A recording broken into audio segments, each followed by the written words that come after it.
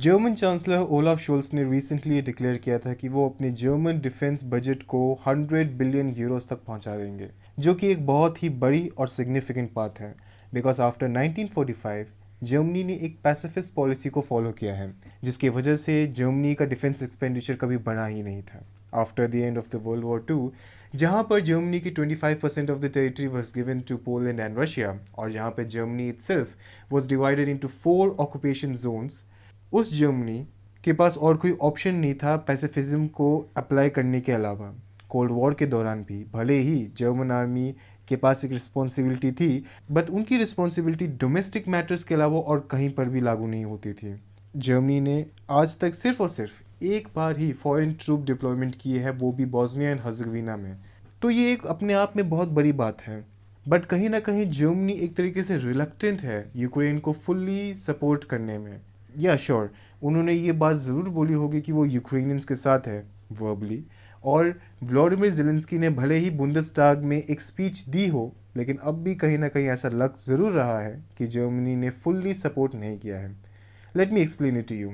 War start होने से पहले जर्मनी ने सिर्फ और सिर्फ हेलमेट्स प्रोवाइड किए थे यूक्रेन को, और जर्मन मेड वेपन सिस्टम को भी देने से मना कर दिया गया था, जिसकी वजह से जो देश देना चाहते थे वेपन्स यूक्रेन को, वो जर्मनी के परमिशन के बगैर नहीं दे सकते थे।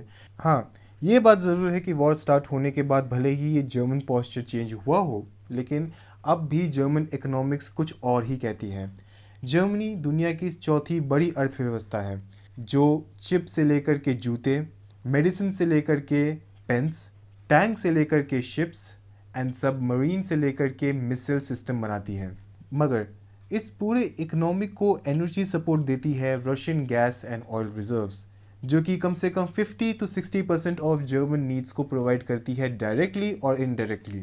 इसका मतलब ये हुआ कि जर्मनी रियली रशिया के अगेंस्ट नहीं जा सकता किसी भी वे में। उसके ऊपर से जो ट्रैफिक लाइट कोalition है, उसमें फॉरेन मिनिस्ट्री संभाल रही है एना बर्बक, जो कि एक ग्रीन पार्टी से बिलोंग करती हैं, और उनका एजेंडा है कि 2030 तक जर्मनी को कार्बन न्यूट्रल बना दिया जाए, जिसके लिए रशियन गैस की ज़रूरत हद से ज़्यादा हो जाती है, because it is way more cleaner then any other energy sources. तो ये एक तरीके का डिलेमा है जो जर्मनी को अब भी झेलना पड़ रहा है। एक तरफ वो एक रिस्पेक्टेबल डेमोक्रेसी है जिसने अदर रिस्पेक्टेबल डेमोक्रेसीज को भले ही सपोर्ट किया हो, और उसका यहाँ पे फ़र्ज़ भी बनता है कि वो इसी डेमोक्रेसी को सपोर्ट करे, अगर यूक्रेन के लिए नहीं तो अपने लिए ही सही। Because next target European union ज़रूर हो सकता है रशियन एग्रेशन का, अगर जर्मनी इस मैटर पे ध्यान ना दे। लेकिन दूसरी तरफ वो रशियंस को भी गुस्सा ज़्यादा नहीं दिला सकते। इवन दो जर्मनी ने सैंक्शंस डिक्लेयर किए हैं, बट वो सैंक्शंस कहीं पर भी रशियन गैस एंड ऑयल को छूते तक नहीं है। इसके वजह से रशियन इन्वेजन अब भी चल रहा है, और किसी न किसी वे में रशियन इकोनॉमी पूरी तरीके से क्रम्बल नहीं हुई है। तो Germany being the boss of European union को एक डिसीजन लेना ही पड़ेगा, आज नहीं तो कल।